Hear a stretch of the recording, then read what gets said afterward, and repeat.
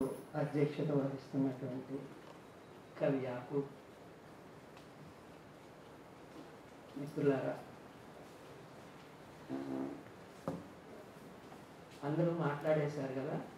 నేను అందరూ మాట్లాడాక మాట్లాడతాను అనుకోలేదు, కానీ ఒక్క మాట మాత్రం చెప్పాను. అద్దమ్మ మాట్లాడిన తర్వాత మాత్రమే నేను మాట్లాడతాను, ముందు ఆమె మాట్లాడాను. ఎందుకంటే ఈ సమూహానికి నన్ను దగ్గర చేసినటువంటి వ్యక్తి పద్మమ్మ అనసూయ. నేను ప్రేమగా పద్మమ్మ అంటాను. సాగర్ ముంపు అని ఒక దీర్ఘ కవిత రాశారు.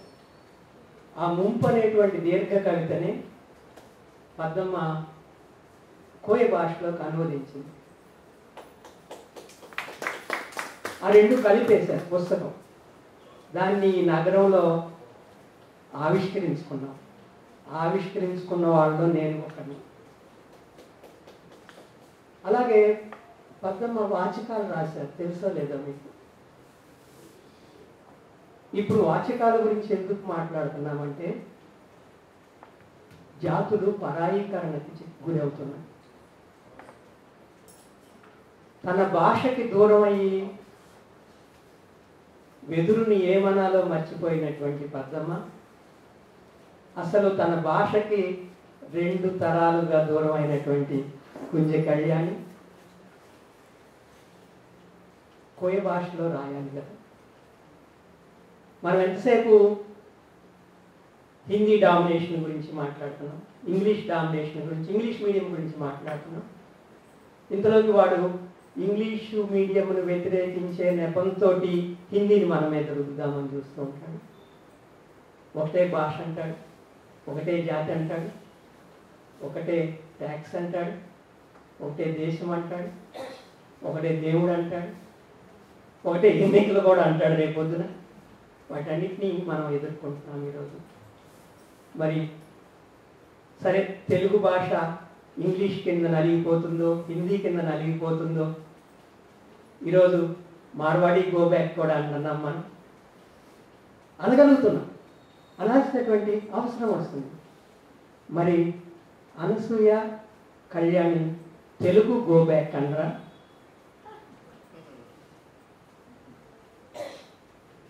అనొచ్చు, అనకూడదా? స్కూల్కి వెళ్ళారు, కోయ భాషలో చదువుకోగలిగాను. కోయతూరు భాష లేదు కదా. గోండి భాష ఉందా? లేదు కదా. కోలామీ ఉందా? అంటే చదువుకోవటానికి. గుగి ఒక మాట అంటాడు, ఇటీవల చనిపోయినటువంటి ఆఫ్రికన్ కవి.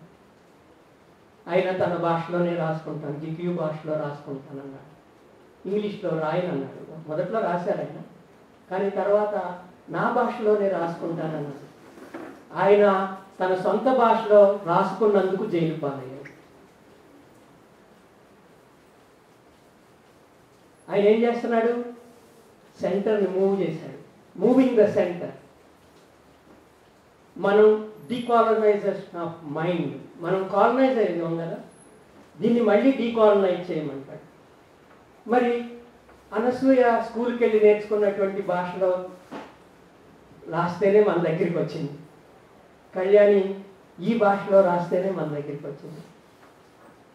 అందుకే పద్మమ్మ ఉపన్యాసం స్టార్ట్ చేస్తూ తన భాషలో మాట్లాడింది, తన భాషలోనే ఎండ్ చేసింది.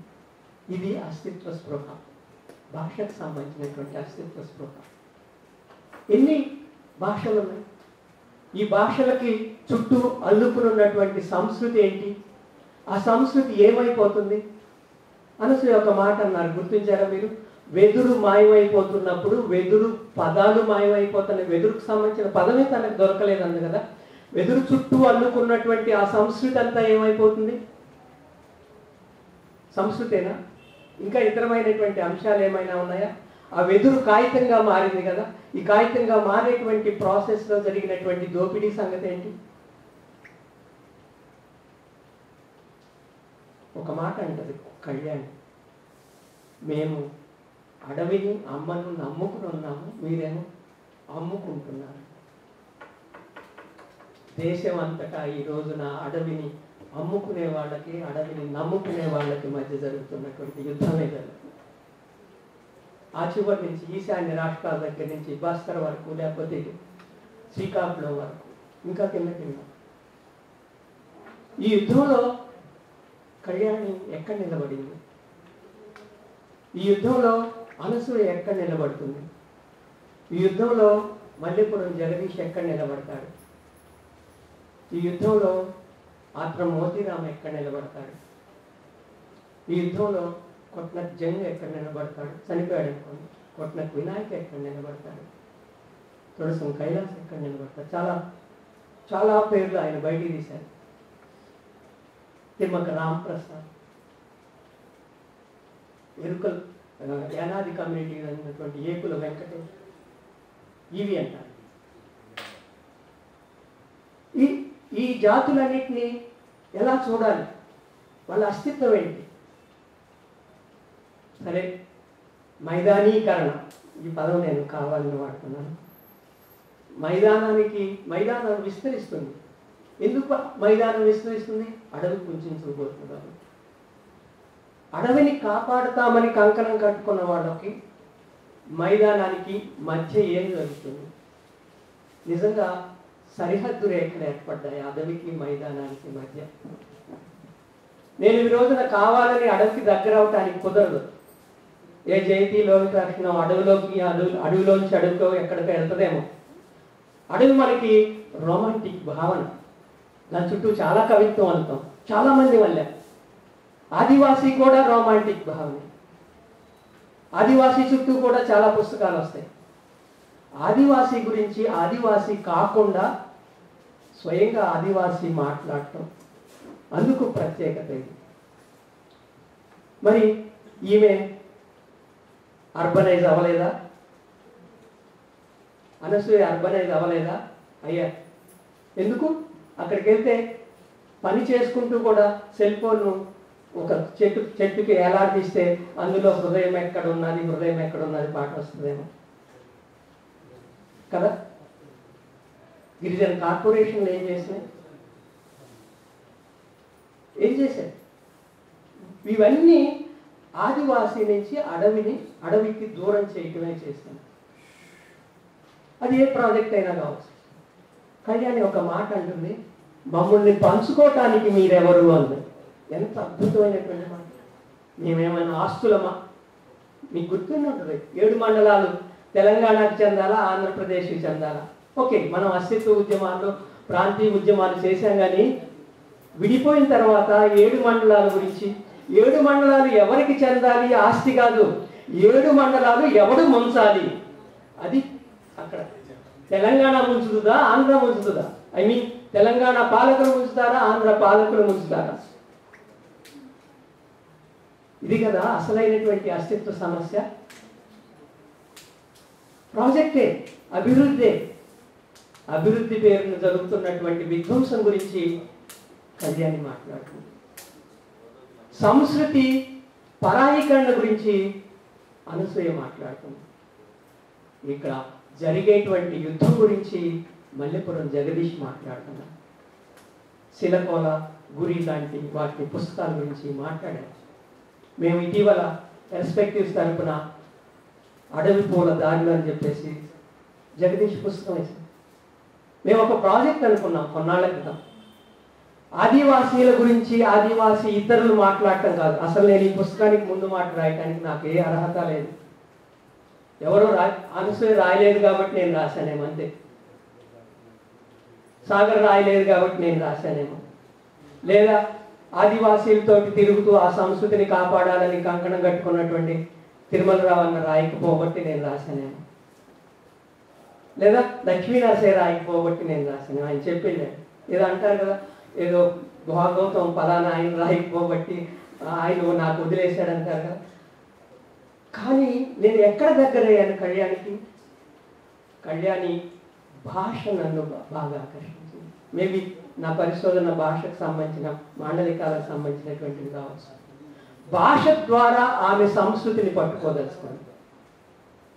అంటే కళ్యాణి పరాయీకరణకి గురి అయినప్పటికీ తన మూలాలకి అంటిపెట్టుకుని ఉండాలనేటువంటి ఒక అస్తిత్వ స్పృహతోటి ఉంది. ఆ మూలాలకి అంటిపెట్టుకోవటానికి భాషని ఒక మాధ్యమం చేసుకుంది ఆ అమ్మాయి. కొంచెం అంటే అమ్మాయి అంటున్నాను ఏమనుకో, అంటే ఈయన్ని పాప అంటున్నావు, శిలాలోలితని అమ్మ అంటున్నావు.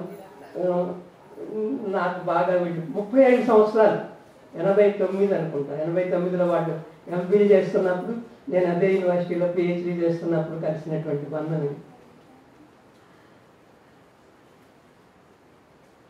సంస్కృతిని కాపాడటానికి, సంస్కృతికి దగ్గర అవటానికి, సంస్కృతి కంటే ఆదివాసీ సంస్కృతి, తన సంస్కృతికి దగ్గర అవటానికి, తన మూలాల నుంచి దూరం కాకుండా ఉండటానికి ఇది చాలా ప్రధానమైనటువంటి అంశం.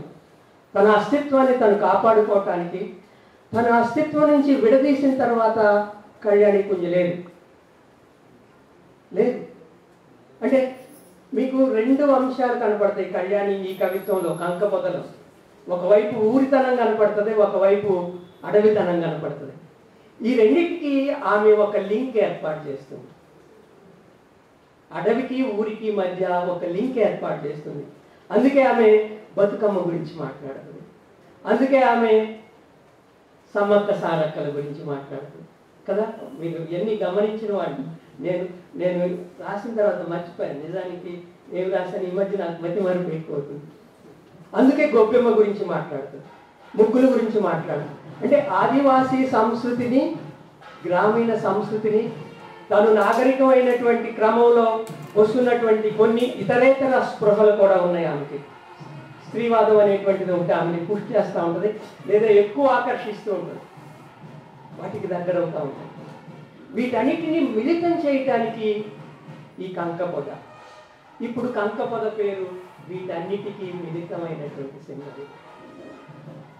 అడవిలో అల్లుకోవటం కాదు, అడవిని ఊరిని అల్లుతుంది. అడవికి దూరమైనటువంటి తన వేదన ఒకటి ఉంది కదా, అస్తిత్వ వేదన అంటాం. ఈ వేదనని దూరం చేసుకోవటానికి, ఆ వేదనని అధిగమించటానికి తన మూల సంస్కృతిలోకి వెళ్తుంది. అందుకే అన్ని పదాలు ప్రకృతిని, మొత్తం ప్రకృతి, తన చుట్టూ ఉన్నటువంటి ప్రకృతిని కవిత్వం నుంచి తీసేయండి, కవిత్వం లేదు. ఇవి కవిత్వం లేదు. ఎన్నో చూపించాం. ఆ ఆహారం గురించి, ఆ చెట్ల గురించి, ఆ తీగల గురించి, ఆ వాగుల గురించి, ఆ ప్లేసెస్ కూడా, ఆ గుట్టల గురించి ఇవన్నీ తీసేయండి, కవిత్వం లేదు. అంటే ఏం చేసింది ఆమె? తన కవిత్వాన్ని తనలోకి తీసుకోవటానికి, అడవి దగ్గరికి చేర్చడానికి, మనని అడవి దగ్గరికి చేర్చడానికి కాదు, తను ముందు అడవి దగ్గరికి చేరాలి. అప్పుడు మనల్ని చేర్చడానికి మన చేయి పట్టుకొని అడవి వైపు గుంజుకుపోతుంది. ఇది ఆమె చేసినటువంటి, ఆమె కవిత్వానికి ఉన్నటువంటి ఈ ప్రత్యేకత నన్ను బాగా ఆకర్షించింది. ముఖ్యంగా భాష. మేబీ ఈ భాష కారణంగానే కొన్ని సంవత్సరాల పాటు అది అడవి అంచునే ఉండి మన వరకు రాలేదేమో. అంటే మనం నిర్మించుకున్నటువంటి కవిత్వ నిర్మాణ రీతులు ఏమో ఉంటాయి కదా, లక్ష్మీనరసింహ ఉంటే ఎక్కువ చెప్పుకుంటే, ఆ రీతుల నుంచే మనం ఆమెను అంచనా కడతామా? తనకంటూ ఒక ప్రత్యేకమైనటువంటి శైలి ఉందా? ఆ శైలిని సాధించుకునే క్రమంలో మనకు దూరం అయిందా? లేదా ఆ శైలిని అలా కాపాడుకోవటం ద్వారా మన హృదయానికి దగ్గరైందా? నేనంటాను అది కాపాడుకోవటం ద్వారానే మన హృదయానికి దగ్గరైంది. అందుకు ఈ రచన ప్రత్యేకమైంది. భాష గురించి ఎన్నోసార్లు పద్మ కవిత్వం రాస్తుంది, మీ అందరికీ తెలుసో లేదో. ముందు కవిత్వమే రాసింది, తర్వాత చప్పుడు చేసింది. ఆ చప్పుడు చేస్తూ ఒక మాట అంటుంది, ఏంటంటే ఆమె అడవిలో వెళ్తూ ఉంటుంది. ఆమె చటుక్కున ఎక్కడో ఒక కొమ్మ విరిగి రాలిన శబ్దం అవుతుంది. ఆ చప్పుడుకి ఉలిక్కి పడుతుంది. అడవి బిడ్డ అడవిలో నడుస్తూ అడవిలో ఆకురాలిన చప్పుడికి ఉలిక్కి పట్టడం అంటే ఎంతగా పరాయీకరణకు చెందాలి. ఇది కదా మనం ఆలోచించాల్సింది.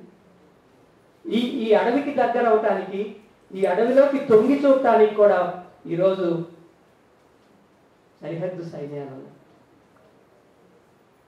అడవిని మాయం చేస్తున్నారు. నన్ను మాయం చేస్తున్నారు, నా అడవిని మాయం చేస్తున్నారని ఎన్నో చోట్ల చెప్పింది. ఇంకా ఏమైంది? అరకు వ్యాలీ గురించి, అక్కడికి వెళ్ళినటువంటి అక్కల గురించి, వాళ్ళు చేసినటువంటి నృత్యాల గురించి మాట్లాడింది. అరకు వ్యాలీ కాదు కళ్యాణి, పోలవరం కూడా మనం పేరంటాలపల్లికి వినోదయాత్రకి వెళ్తాం మనం. నేను ఇంకా వెళ్ళలేదు, వెళ్ళొద్దని గట్టిగా అనుకున్నాను. ఇది వినోదం కాదు, ఇది పిక్నిక్. అడవి నాకు పిక్నిక్ కాదు. అడవి ఈ రోజున యుద్ధస్థలం, అడవి ఈ రోజున యుద్ధ భూమి.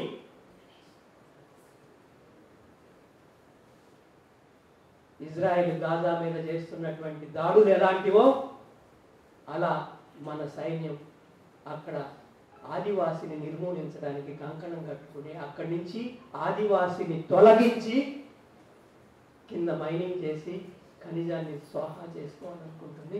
దీన్ని అభివృద్ధి అంటుంది. దీన్ని అడ్డుకునేటువంటి వాళ్ళందరినీ కథం చేస్తానంటుంది. ఇది ప్రోగ్రామ్.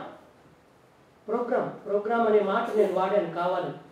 ఒకప్పుడు యూదుల్ని ఆ దేశాల నుంచి తరిమేయడానికి ప్రోగ్రామ్ ఏర్పాటు, ఈ పదం వాడతారు వాళ్ళు, రూలర్స్ వాడేటువంటి పదం. ఈ ప్రోగ్రాంలో ఆదివాసి బలైపోతున్నప్పుడు కనక పొద వచ్చింది. ఈవేళ ఎందుకు వచ్చింది? ఇన్ని సంవత్సరాల తర్వాత ఆగి మరి వచ్చింది కదా. ఆగటం మంచిదే, మరొక మంచిదే, ఆగటం మంచిదే. దీని గురించి మాట్లాడుకునేటువంటి సందర్భం ఏర్పాటు చేసింది కళ్యాణి. ప్రాజెక్టు గురించి మాట్లాడింది, వ్యాపారాల గురించి మాట్లాడింది, అక్కడి నుంచి తొలగించేటువంటి విస్థాపనల గురించి మాట్లాడింది. పంచుకోవటానికి మేము ఆస్తుల్ని కాము అని చెప్పేసి ఆత్మగౌరవ స్వరంతో ఒక స్పష్టమైనటువంటి దృక్పథం ఉంది కళ్యాణికి. మేబీ ఆ దృక్పథమే ఆమెను నాకు దగ్గర చేసింది. తెలియదు నాకు అసలు కళ్యాణ్ని రెండో రోజు చూడటం. మొదట ఒక రోజు ఎగ్జిబిషన్లో కనపడి బుక్ పేరు, మళ్ళీ ఇప్పుడే కనపడటం. కానీ ఈ మధ్యలో ఎంత మాట్లాడింది నాతో, ఎంత గొప్ప సంభాషణ చేసింది. సాగర్ ఒక మాట అన్నాడు, ఆదివాసీ కవిత్వ శైలి పాట కదా, పాటలో కూడా సంభాషణ ఉంటుందన్నాడు. నేను మళ్ళీ ఒకసారి వెనక్కి తిరిగి చూసుకున్నాను. అంటే సంభాషణాత్మక శైలి ఎట్లా ఉంటుంది? ఆ సంభాషణకి కారణం ఏంటి? సామూహికత. సమూహంలో ఉంటారు. నేను చూశాను, ఒక గొయ్యి తవ్వుతూ ఉంటారు అనుకోండి, 4-5 చుట్టూ ఉంటారు. వాళ్ళు గొయ్యి తవ్వటంలో పార్టిసిపేట్ చేయరు. కానీ ఎందుకు? మనకు చూసే వాళ్ళకి 4 చూస్తున్నారు, ఏం చేయట్లేదు అనిపిస్తుంది. కాదు, ఆ శ్రమకు సంబంధించినటువంటి సామూహికత. ప్రతి పనిలోనూ, అది కొత్తల పండుగ కావచ్చు, మరొకటి కావచ్చు, ప్రతి పండుగ సామూహికతే. నేను అన్ని సామూహిక. నేను చివరిగా ఎక్కువ మాట్లాడను. కవి వెళ్ళిపో, మాకు ఆపేస్తాను. అయితే నాకు కొంచెం టైం ఇచ్చేది.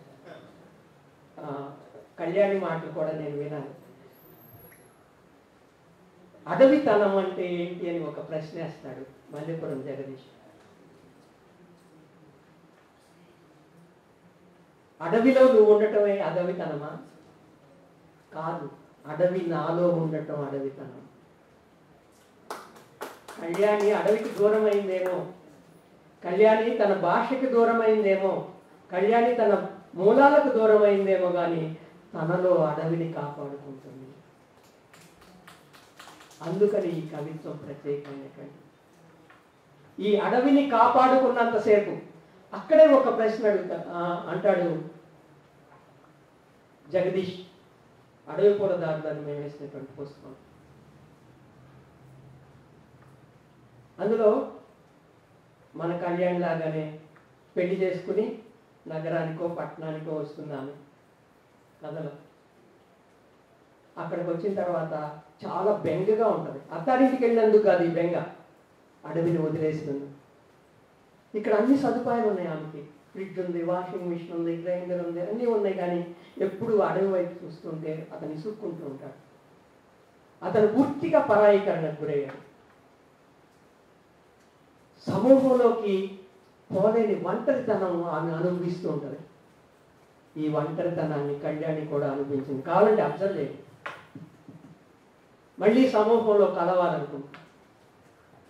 అయితే ఒకానొక సందర్భంలో రోడ్డు మీద ఎవరో పడి చనిపోయినప్పుడు ఆమె తన భర్తతో కలిపి మోటార్ బైక్ మీద వెళ్తున్నప్పుడు ఆగండి ఒక నిమిషం అంటది. అతను ఆగకుండా వెళ్ళిపోతాడు. అప్పుడు అనుకుంటుంది, నా భర్త పూర్తిగా అడవితనాన్ని కోల్పోయాడు. అంటే సమూహానికి దూరం అవటమే కాదు, సహజ స్పందనకి దూరం అయిపోవటమే అడవితనానికి దూరం అయిపోవటం. ఇలాంటి ఎన్నో అంశాలు. అంటే నేను ఇవన్నీ ఎందుకు చెప్తానంటే, మీలో పరిశోధకులు ఉన్నారు, ముందు ముందు పరిశోధనలు చేసేటువంటి వాళ్ళు ఉన్నారు, కవిత్వ విమర్శకులు ఉన్నారు. ఈ కవిత్వాన్ని ఇలా చూడండి. పరాయీకరణకు గురైనటువంటి ఒక అడవి బిడ్డ చేసినటువంటి సంభాషణ కంకపోద. ఈ సంభాషణ కొనసాగాల్సినటువంటి అవసరం ఉంది. మన ఆధునిక కవిత్వ నిర్మాణ పద్ధతుల కళ్ళజోళ్ళలోంచి చూసేటువంటి కవిత్వం కాదు, అడవితనానికి దగ్గరై చూడాల్సినటువంటి కవిత్వం ఇది. అటువంటి కవిత్వం రాసి అడవికి మరొకసారి అద్దమ్మ తర్వాత మళ్ళీ కళ్యాణి నన్ను దగ్గర చేసినందుకు, అడవికి దగ్గర చేయటం అంటే ఆదివాసీకి దగ్గర చేసినట్లు, ఆదివాసీకి దగ్గర చేయటం అంటే ఆదివాసీ ఉనికి ప్రమాదంలో పడినప్పుడు ఆ ఉనికిని కాపాడుకోవటం కోసం మనందరం ఏం చేయాలనే ఆలోచన రేకెత్తించడమని భావిస్తూ నిండు గుండెతో కళ్యాణికి అభినందనలు తెలియజేస్తూ, అన్నిటికంటే ముఖ్యంగా వీళ్ళని వింటాం, రమేష్ని వింటాం, హరీష్ని వింటాం. నాకెంతో అంటే ఈవిడ విన్నాను, చాలాసార్లు విన్నాను, మాట్లాడాను. రవి ముడిపెట్టగలడు అంటే నేను ఊరితనం, అతను వాడతనం అన్నాడు, నేను ఊరితనం అన్నాను. వాడలేందే, వాడకి ఈమె బహుజనులకి ఆదివాసీకి ఒక లింక్ ఏర్పాటు చేస్తున్నాను కదా, ఆ లింక్ ఉంది. అది చాలా గొప్ప అబ్జర్వేషన్. అంటే కవిత్వాన్ని చూడాల్సి వచ్చినప్పుడు మామూలు మెయిన్ స్ట్రీమ్ కవి సంగమం కవిత్వం వేరు, కవి సంగమంలో ఉన్నటువంటి కళ్యాణి కవిత్వం వేరు. అభినందిస్తూ థ్యాంక్ యూ.